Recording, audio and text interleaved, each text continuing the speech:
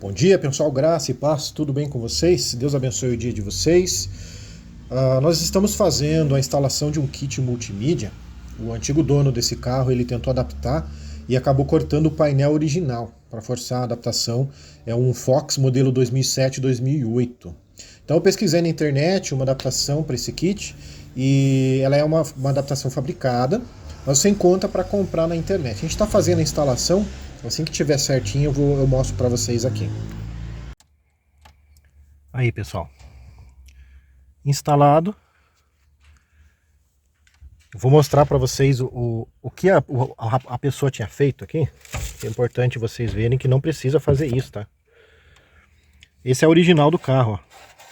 Olha o que o antigo dono do carro fez, ó. Ele cortou tudo. Não precisa fazer isso, gente. É só você... Eu vou deixar o link na descrição do vídeo do local para vocês comprarem essa adaptação. É um Fox 1.0 2007-2008. Você compra a adaptaçãozinha e é só instalar. Não tem muito segredo. Claro que para instalar você tem que ter as manhas, né?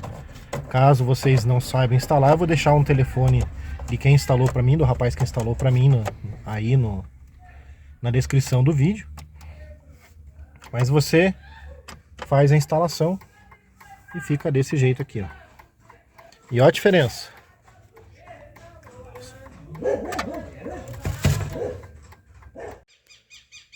Então, pessoal, se vocês quiserem fazer uma adaptação, colocar o DVD, colocar aqueles DVD com câmera, não precisa fazer gambiarra.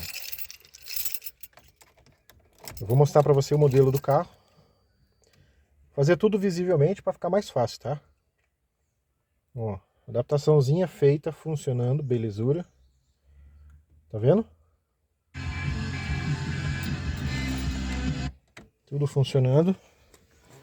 E esse é um Fox modelo 1.0, modelo 2007-2008, certo? Então, precisou fazer a adaptação. Vou deixar os links na descrição, o nome do produto, certo? Ó, o nome do produto para vocês pesquisarem. E você pode, sem medo, fazer a instalação. Porque ó, esse aqui ele tinha um espaço aqui dentro, como vocês viram no modelo que eu te joguei, e o outro negócio aqui embaixo, mas ele se encaixa perfeitamente, ó, tá vendo? Ó. Inclusive o pisca-alerta bonitinho, certo? Sem problema nenhum. Fica bonitinho, fica perfeito, parece o original. É claro, tomar cuidado antes de fazer igual o outro fez aqui, né? Vai ficar aparecendo a cola, eu vou ter que dar um jeito de tirar essa cola aqui para depois. Mas isso é o de menos por enquanto. Beleza, pessoal? Deus abençoe. Até a próxima.